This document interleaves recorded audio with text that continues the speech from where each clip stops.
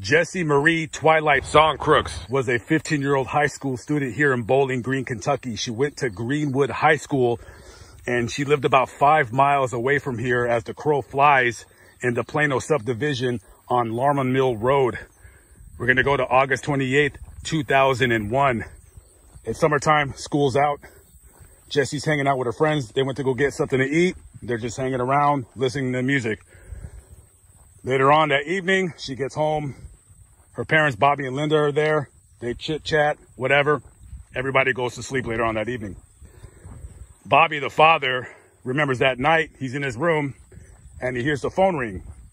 Jessie goes to pick it up. There's some kind of a conversation. She hangs up the phone. That's it. Next day, he wakes up to go to work. He opens the door to his daughter's room to go check on her, and her bed is empty. She's not there. Immediately, he gets worried. He calls the police. He said, hey, my daughter's missing. She should be in her room sleeping. Maybe she might have ran off to go hang out with her friends. I don't know. So he starts calling all of her friends. The police start looking for her. None of her friends have seen her other than the ones that were hanging out with her on the evening of August 28th.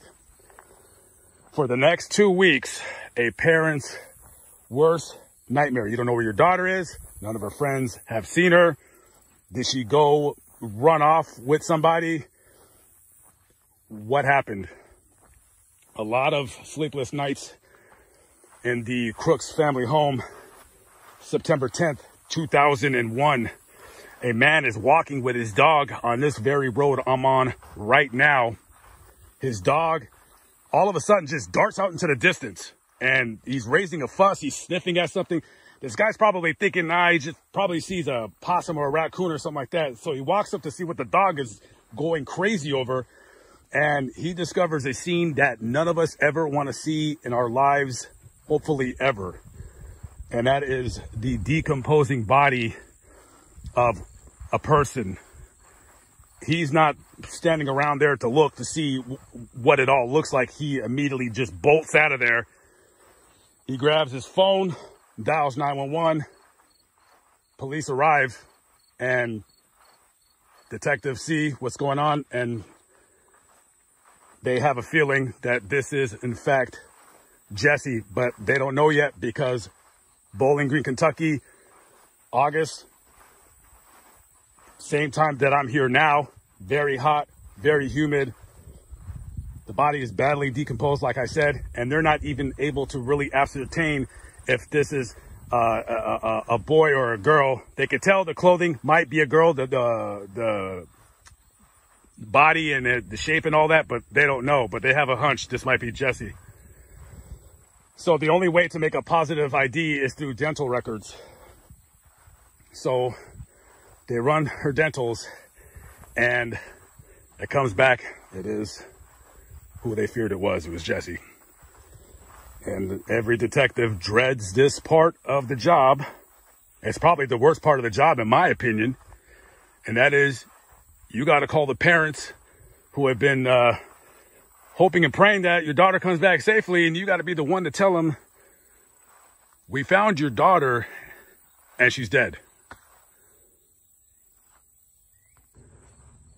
Even though I don't have kids, I am very sympathetic when it comes to putting myself in the position of others.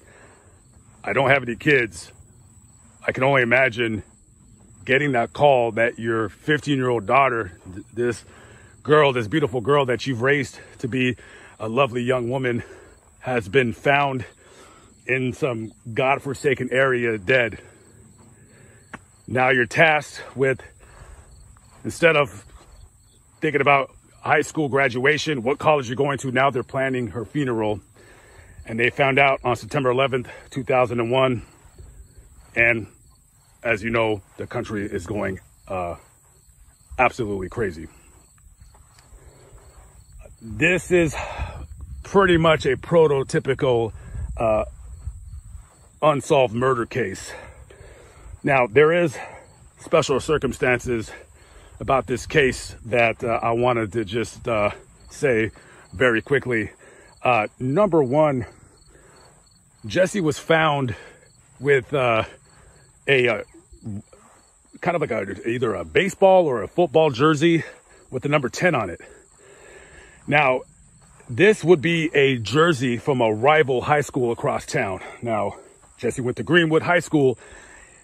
You don't wear rival high school's colors. That's not something that you do. Friendly rivalries, right? But you don't do that. None of her friends, none of her family have ever seen her with that jersey. She was found without shoes on. Now, it was well known that Jessie would oftentimes, when she was around people that she knew, like her friends, family, she would walk around barefoot. So whoever she was with, she felt comfortable enough with them to put on a jersey from a rival high school and to have her shoes off. They've interviewed over 100 people in this case. None of her friends recognized that jersey. They've gone to that high school. They've interviewed everybody. Nothing. Nothing at all. And it's been over 20 years now, as the recording of this video, that this case has remained unsolved. They're not saying how she was murdered. All they're saying is they believe she was killed somewhere else and that her body was brought here. The killer made some kind of half-hearted attempt to hide her body. He took like twigs and grass and other things around to put it over the body to make an attempt to hide it. But nobody knows who did it. Nobody knows much of anything at all. Now, there is a DNA sample that is available that was left by the killer. However, after more than 20 years, no hits have came on the FBI's database. So whoever killed Jessie has not been arrested for any kind of sexual related crime. His family has not done any kind of 23andMe DNA test to at least get some kind of familial DNA out there. Nothing. Quite amazing to see that jersey from that rival school.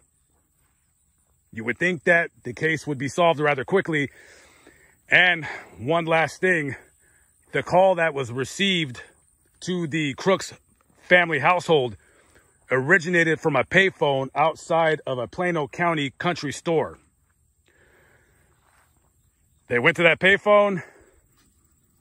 No video of the person who made that phone call. Nobody knows who that person was. And if they do know, they're not talking.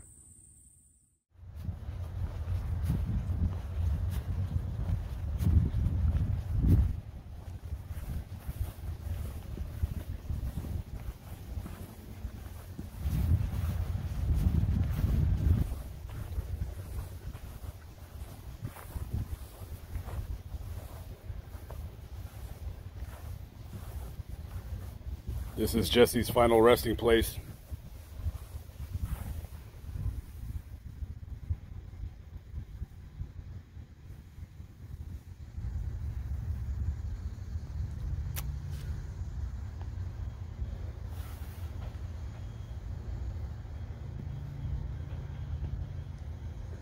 The FBI is helping out in the investigation of this unsolved murder.